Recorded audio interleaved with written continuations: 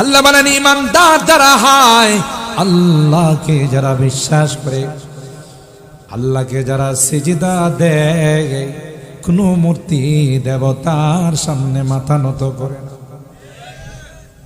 কোন ল্যাংটা সার মাজারে যায় না, কোন বদনা সার মাজারে যায় না, কোন খেতা সার মাজারে যায় না। কথা কার?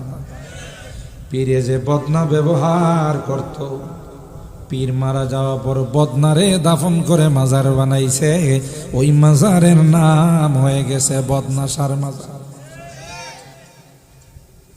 পীরের বাড়িতে যে কুকুর থাকতো, ওই কুকুর মারা যাওয়ার পর দাফন করছে, মাজারের নাম হয়ে গেছে কুত্তা সার মাজার।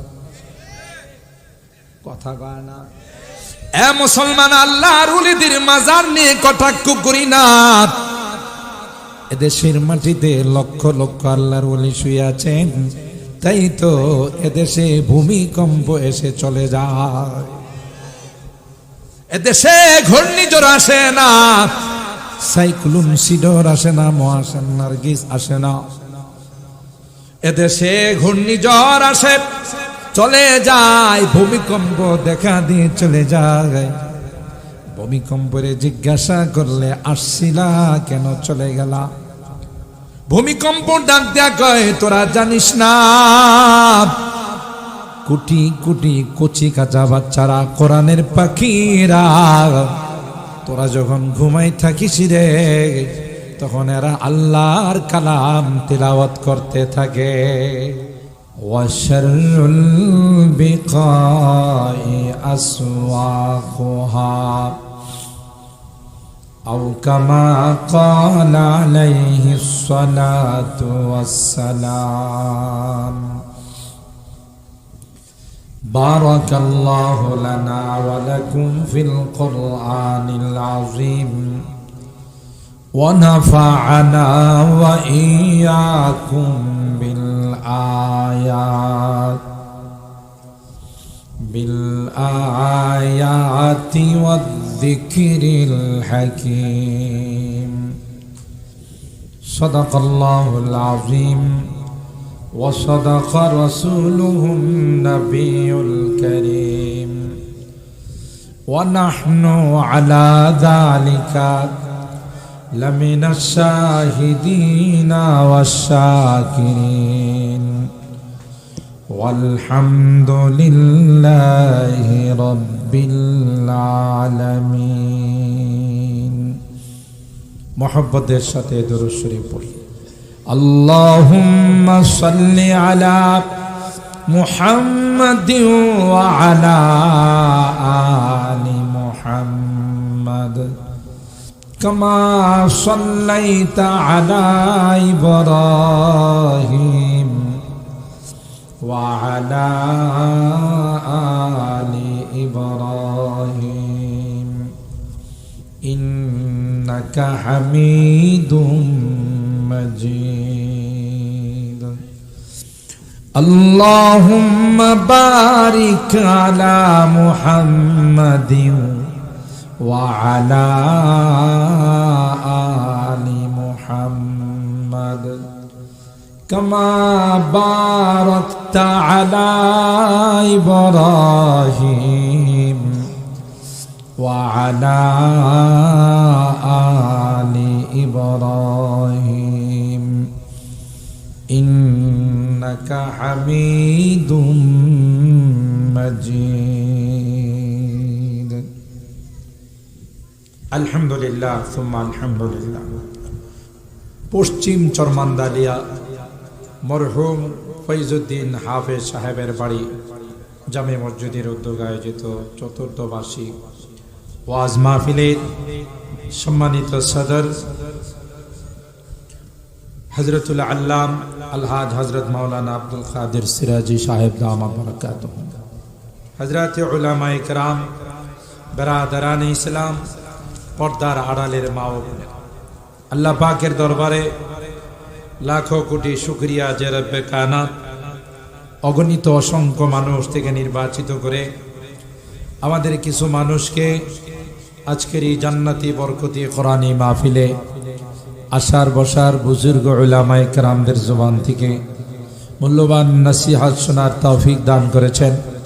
এই জন্যে অন্তরের অন্তঃস্থল থেকে কালিমাতুশ শুকর আদায় করে জুড়ে সরে বলি আলহামদুলিল্লাহ। সম্মানিত সুধী, অনেক বুজুর্গ উলামায়ে কেরাম সুন্দর এবং চমৎকার আলোচনা করেছেন।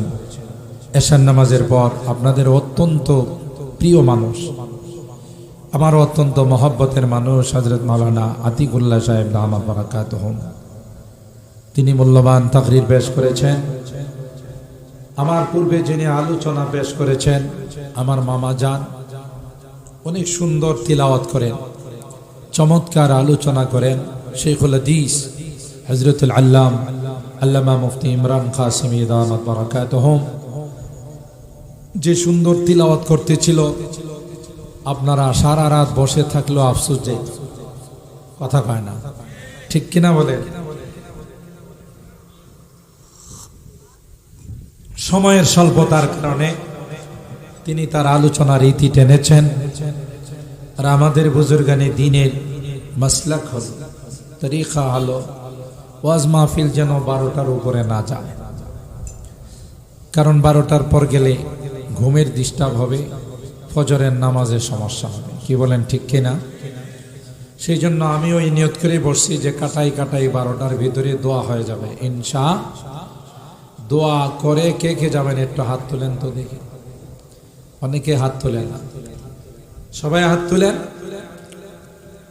আল্লাহ তাআলা আমাদেরকে শেষ পর্যন্ত আখিরি মোনাজাত করে যাওয়ার তৌফিক দান করুন, আমিন বলুন। এর আগে কিন্তু যায়েন না কেউ, কারণ দোয়া অনেক বড় ইবাদত, কথা বলেন ঠিক কিনা? এই ইবাদত যদি আমরা করতে পারি, দোয়ার দ্বারাই অনেক কিছু অসম্ভবকে সম্ভব করা যায়, ঠিক কিনা বলেন? অনেক অসম্ভব সম্ভব হয়ে যায় দোয়ার দ্বারা। এই জন্য হাদিসের মধ্যে আছে আদ-দুআউ হুয়াল ইবাদা, দোয়াই ইবাদত। ওয়াস্ত হয়ে গেছে, অনেক সুন্দর চমৎকার আলোচনা হয়েছে। আমি কোরআনুল কারীমের সূরা আত-তাওবার 18 নম্বর আয়াতে কারিমা তিলাওয়াত করেছি। সরকারে দো আলম মাহবুবে কিবরিয়া সৈয়দুল কাওনাইন সৈয়দুস সাকালাইন হযরতে মুহাম্মদুর রাসূলুল্লাহ সাল্লাল্লাহু তাআলা আলাইহি ওয়াসাল্লামের অসংখ্য হাদিস থেকে ছোট্ট একখানা হাদিস পাঠ করেছি। আল্লাহর ঘর মসজিদে কারা আসে, তাদের কোয়ালিটি কি, এবং যারা মসজিদে আসে, মসজিদের সাথে সম্পর্ক রাখে, তাদের সম্পর্কে আল্লাহ বা কি সার্টিফিকেট দিয়েছেন, সুবহানাল্লাহ বলেন। এই সম্পর্কে দুই একটি কথা বলেই আমি আমার বয়ানের শেষ দিকে চলে যাব ইনশাআল্লাহ। মুহতারাম হাজিরিন, পৃথিবীর মধ্যে সবচেয়ে শ্রেষ্ঠ জায়গা কোনটা? বলেন বলেন। সবচাইতে শ্রেষ্ঠ জায়গা আল্লাহর ঘর মসজিদ। খায়রুল বিকায়ে মাসাজিদুহা, সবচাইতে শ্রেষ্ঠ জায়গা হলো মসজিদ।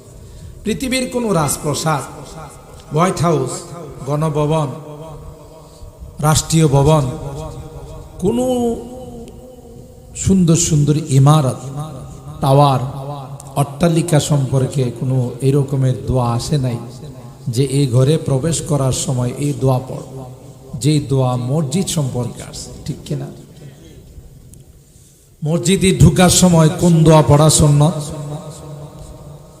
কয় না, সবাই কয় না। বলুন আল্লাহুম্মা ফতাহলি, আমার সাথে বলুন আল্লাহুম্মা ফতাহলি আবওয়াবা রাহমাতিক। আবার বলুন আল্লাহুম্মা ফতাহলি আবওয়াবা রাহমাতিক। কোন পাও দিয়া ঢুকা সুন্নাত?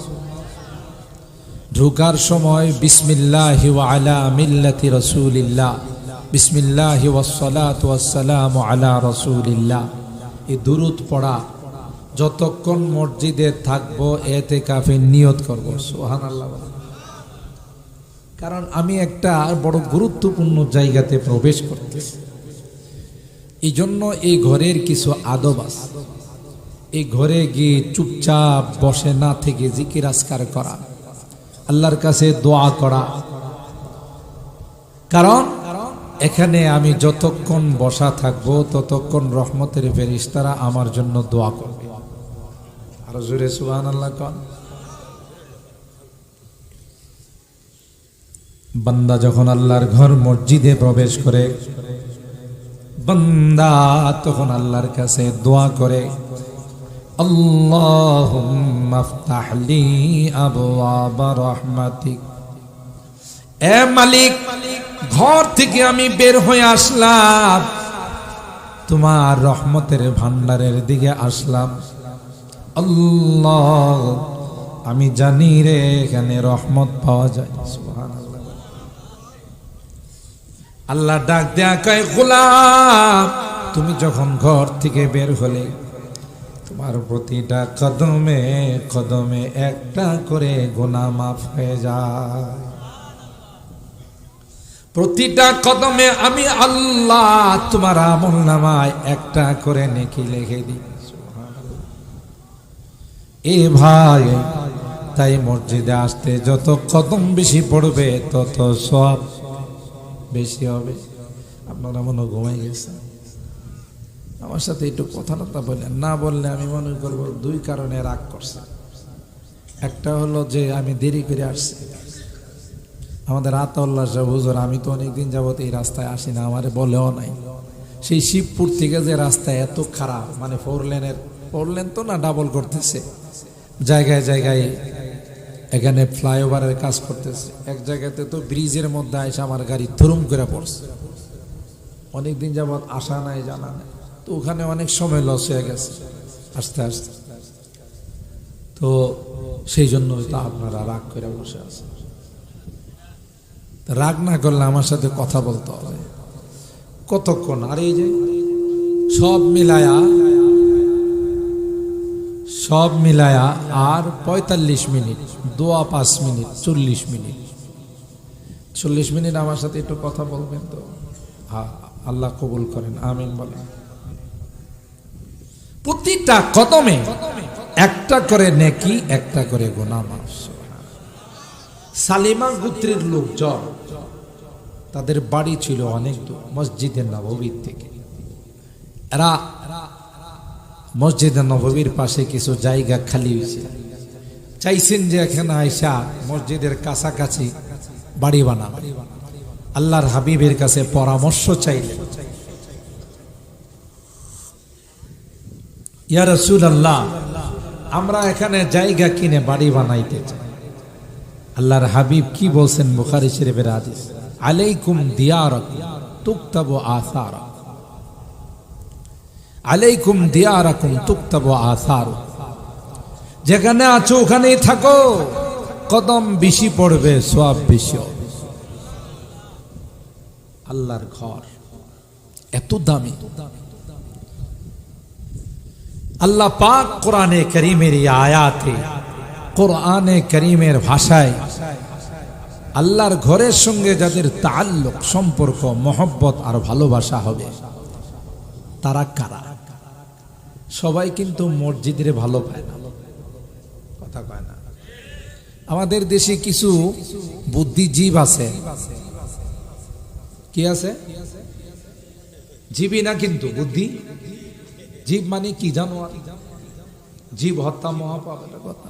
তো আমাদের দেশে কিছু বুদ্ধিজীব আছে, মানে লেখাপড়া করতে করতে করতে করতে শয়তানে মাথায় পেশাব করতে করতে সমস্ত তার লিক হয়ে গেছে। আছে না এরকম? একটা পর্যায়ে মসজিদের প্রতি কুদৃষ্টি পড়ে, ডায়েরি বানায়। ভার্সিটির টিচার, বিসিএস ক্যাডার ডায়েরিতে লেখে, বাংলাদেশের মতো এমন একটা ছোট্ট দেশে নামাজের মতো একটি ব্যক্তিগত ইবাদতের জন্য এত জায়গা নষ্ট করে মসজিদ বানানোর কোনো অর্থ হয় না। আরো আস্তে নাউজুবিল্লাহ, আরেকটু আস্তে করা। এখন তো আর পুলিশের ভয় নাই। আগে এক সময় হয়তো পুলিশের ভয় ছিল যে জোরে নাউজুবিল্লাহ করলে ধরে নিয়ে যেতে পারে, কথা কয় না। এখন নতুন স্বাধীন বাংলাদেশ, কথা বলেন ঠিক কিনা? এক সময় মাহফিলের পারমিশনের জন্য জুতা ক্ষয় হয়ে যেত, থানার থেকে পারমিশন দেওয়া হতো না। যেই দেশে 95% মুসলমান বসবাস করে, সেই দেশে কোরআনের কথার জন্য পারমিশন লাগে, গানের আসরের জন্য পারমিশন লাগে। এখন আর ওই দিন, জোরে বলে, ওই দিন চলে গেছে। আমরা যারা বয়ান করতাম, আদালতের মধ্যে বসে বসে এরা রায় দিত, বিচারকরা, যে যারা মৌলবীরা ওয়াজ করে, হুজুররা, এদের ইনকাম ট্যাক্স বসানো উচিত। কথা কয় না? এরকম 1000 ওয়াইজিনের লিস্টি করেছিল, যাদেরকে দুদকে ডেকে তাদের মালের হিসাব, সম্পদের হিসাব নিয়ে ওয়াজ মাহফিল থেকে যা পায় তার উপরে ইনকাম ট্যাক্স বসাবে। মাথার মধ্যে কি পরিমাণ শয়তান পেশাব করছে, 1-2 কেজি। কথা কয় না? কত টন কি টন, তাও কি এগুলো ইনটেক পেশাব। যে পেশাবের মধ্যে অ্যাসিড বেশি থাকে এটা ইনটেক পেশাব। এই পেশাব লাগে তার সিরে, পেশাব লাগে তো তার সিরে, শীতে শীতে সব তার সিরে হয়ে গেছে। ঠিক কিনা বলেন? আসলে আমাদের উলি বরিশাই হুজুর, আল্লাহ হযরতের হায়াতে বরকত দান করেন, আমিন বলেন। মুনাজেরে জামান বলা হয়, মুনাজেরে আজম বলা হয়। সুন্দর সুন্দর কিছু কথা বলেন যে চুরের মায়ের বড় গলা। কথা চুরি করতে করতে, দুর্নীতি আর ডাকাতি করতে করতে হাজার হাজার কোটি টাকা লুটপাট করছে। কথা বলেন ঠিক কিনা? এটাকে এখন আড়াল করার জন্য এরা তখন বলছিল হুজুরদের ইনকামের মধ্যে ট্যাক্স বসানো উচিত। যে কোড়ানো মানিক, কথা কয় না, যে হারানো মানিক এই রায় দিছিল, আল্লাহ কয় রাখ, ট্যাক্স তোর উপরে বসাবো, তাও তোর নিচের অংশে বসাবো। কথা কয় না? ট্যাক্স কোন অংশে বসছে? পাবলিকই পায় এমন ট্যাক্স নিচের অংশে বসাইছে, পরবর্তীতে মিডিয়ার সাহায্যে আমরা জানতে পারছি নিচের অংশ অচল। কথা কয় না? আল্লাহ কয় নাইবে রাসূলদের ওয়াজের মধ্যে ট্যাক্স বসাইবে, রাখ, ট্যাক্স বসাইতেছি তোর নিচে। ঠিক কিনা বলেন? লেখে ডায়েরির মধ্যে, নামাজের মতো একটি ব্যক্তিগত ইবাদতের জন্য এতগুলো মসজিদ বানায়া বাংলাদেশের মতো এমন একটা ছোট্ট দেশের জমি জামা জায়গা জমি নষ্ট করার কোনো অর্থ নাউজুবিল্লাহ। হের দৃষ্টিকোণ থেকে নারায়ণগঞ্জের পতিতালয় যেটা সেটা বড় কাজের, আর মসজিদে আল্লাহর বান্দারা ইবাদত বন্দি করবো এটা বলে নষ্ট। কথা কয় না? আল্লাহ বলেন ইন্নামা ইয়া'মুরু মাসাজিদাল্লাহ, আল্লাহর ঘর মসজিদকে আবাদ করে, আল্লাহর ঘর মসজিদকে তামির করে, সুন্দর করে নামাজ পড়ে। আল্লাহ ডাক দিয়ে কয় তার 1 নাম্বার কোয়ালিটি হলো এরা আল্লাহকে বিশ্বাস করে। डरते नहीं मुसलमान दुनिया में किसी से, डरते नहीं मुसलमान दुनिया में किसी से, जब मिल गई है दौलत ईमान नबी से। बाजू तेरी तौहीद की कुव्वत से कभी है, इस्लाम तेरा दीन है, तू मुस्तफा भी है। सुभान अल्लाह। আল্লাহ বলেন ইমানদার যারা হয়, আল্লাহকে যারা বিশ্বাস করে, আল্লাহকে যারা সিজদা দেয়, কোন মূর্তি দেবতার সামনে মাথা নত করে না, কোন ল্যাংটা সার মাজারে যায় না, কোন বদনা সার মাজারে যায় না, কোন খেতা সার মাজারে যায় না। কথা কার? পীরে যে বদনা ব্যবহার করত, পীর মারা যাওয়া পর বদনারে দাফন করে মাজার বানাইছে, ওই মাজারের নাম হয়ে গেছে বদনা সার মাজার। পীরের বাড়িতে যে কুকুর থাকতো, ওই কুকুর মারা যাওয়ার পর দাফন করছে, মাজারের নাম হয়ে গেছে কুত্তা সার মাজার। কথা কয় না? এ মুসলমান, আল্লাহর ওলিদের মাজার নিয়ে কটাক্ষ করি না। এদেশের মাটিতে লক্ষ লক্ষ আল্লাহর ওলি শুয়ে আছেন, তাই তো এদেশে ভূমিকম্প এসে চলে যায়, এদেশে ঘূর্ণিঝড় আসে না, সাইক্লোন সিডর আসে না, মহাসান নার্গিস আসে না। এদেশে ঘূর্ণিঝড় আসে, চলে যায়, ভূমিকম্প দেখা দিয়ে চলে যায়। ভূমিকম্পরে জিজ্ঞাসা করলে আসছিলা কেন, চলে গেলা? ভূমিকম্প ডাক দেয়া কয়, তোরা জানিস না কোটি কোটি কচি কাঁচা বাচ্চারা, কোরআনের পাখিরা, তোরা যখন ঘুমাই থাকিস রে, তখন এরা আল্লাহর কালাম তিলাওয়াত করতে থাকে। আজকে গোটা বিশ্বের মধ্যে বাংলাদেশকে কোরআনের দেশ বলা হয়। আমার দেশের কোরআনের পাখিরা, কোরআনের বাচ্চারা, কোরআনের সৈনিকরা বিশ্বের 200, 150, 300 রাষ্ট্রকে পিছনে ফেলে বাংলাদেশের লাল সবুজের পতাকাকে উড্ডীন করে বেড়ায়। ঠিক কিনা বলেন? पारा जिसकी लहन से तूरे हुदा होने को है, पारा जिसकी लहन से तूरे हुदा होने को है जिससे खाशियान मुतसद्दिआन होने को है। ওই কালাম, যে কালাম আসমান বহন করে নাই, যে কালাম জমিন বহন করে নাই, যে কালাম পাহাড় পর্বত গ্রহণ করে না, আল্লাহ আমাদেরকে বললেন, নিবানি রে, আমার কালাম যদি গ্রহণ করো রে, জান্নাতে যাবে, আর যদি গ্রহণ করতে না পারো জাহান্নামে যাবে। বলতে দেরি হয়, আমরা কালামকে সিনার সঙ্গে জড়াইতে দেরি হয় না। আল্লাহ মহব্বতের দুইটা গালি আমাদেরকে দিয়েছে।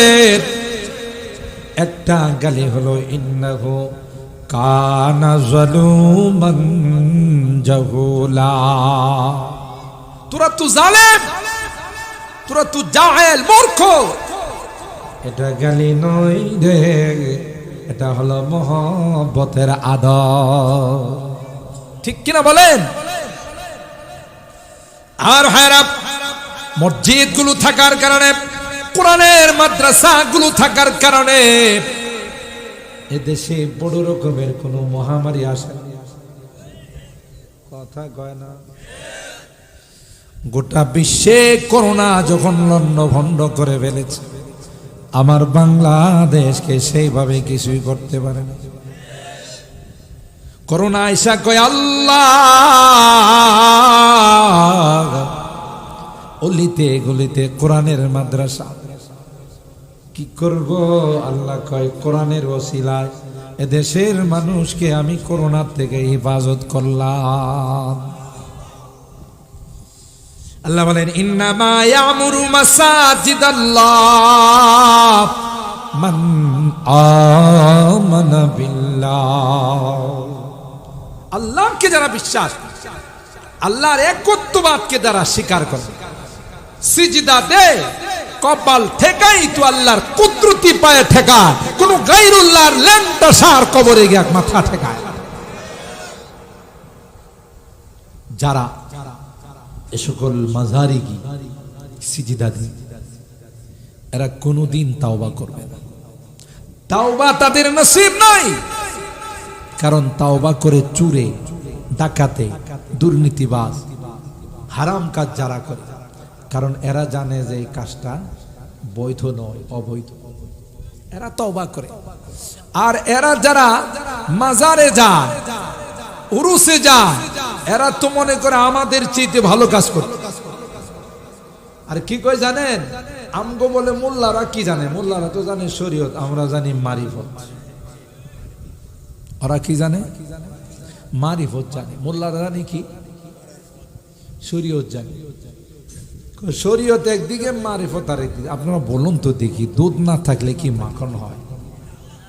কেউ যদি বলে দুধ ছাড়া মাখন করছি আমি 2 মণ, আপনারা কি মনে করবেন? হ্যাঁ, তার তো ঠিক আছে না, সব তার লিক, তার সিরা, কথা কয় না। শরীয়ত ব্যতীত কোনোদিন মারিফত হতে পারে না। যদি বলে আমি শরীয়ত ছাড়া মারিফত অর্জন করেছি, তাহলে এটা মারিফত নয়, এটা মরার পথ, কথা কয় না। দেখিসির পথ। পীর সাহেবরে যদি বলেন নামাজ পড়েন না, নামাজ তো বড় মনের নামাজ, বড় নামাজ। নামাজের মতো নামাজ একবার পড়লেই চলে। হেরে মোটা বিদ্যুতের পিলারের সাথে লঞ্চের রশি দিয়া ভালো করে আচ্ছা তালে বাঁধতে হবে। বান্ধার পর দুপুরে ভালো করে খাবার দেওয়ার পর রাত্রে সকালে যখন খানার জন্য চিল্লা পাল্লা করব, তখন তারে বলতে হবে মনের খানা বড় খানা। কিরে, মনের নামাজ যদি বড় নামাজ হয়, মনের খানা। আরেক দল কি জানেন? নামাজ পড়েন না, পিসাব পর্দা মেনটেন করেন না, কয় যেমনি নাচাই তেমনি নাচি, পুতুলের কি দোষ। গীত গায়, যেমনি নাচাও তেমনি নাচি, পুতুলের কি দোষ। কই উপরওয়ালার ইচ্ছা, উপরওয়ালা চাইলে আমি নামাজ পড়বো, না হলে পড়বো না।